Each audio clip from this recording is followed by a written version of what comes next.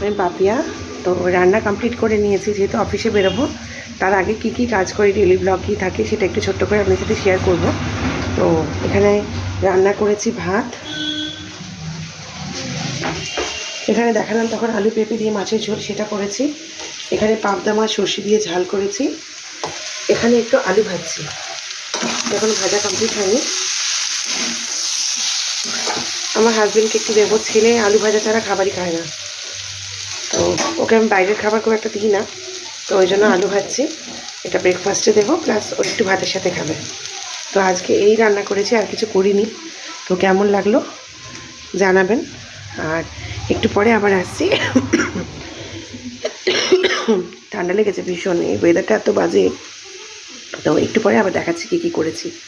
তো সারাদিন কী কী করি সেটা একটু শেয়ার করছি। হ্যালো ফ্রেন্ডস, এই যে আমি সকাল সকাল গাছে জল দেবো, রান্নাবান্না কমপ্লিট করে তারপর বেরোবো, ওগুলো একটু শেয়ার করছি। এই যে আমার জবা গাছ, গাছের পাতাগুলো সব ইয়ে হয়ে গেছে, কারি পাতা গাছ। আচ্ছা, কারি পাতা গাছে মনে হয় আবার নতুন পাতা বেরোবে না?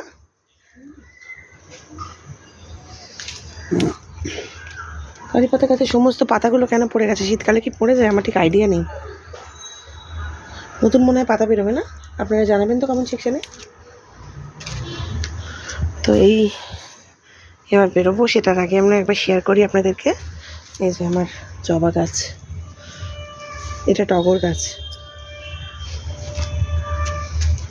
এটা পেয়ারা গাছ, নিজে থেকেই বেরিয়েছে।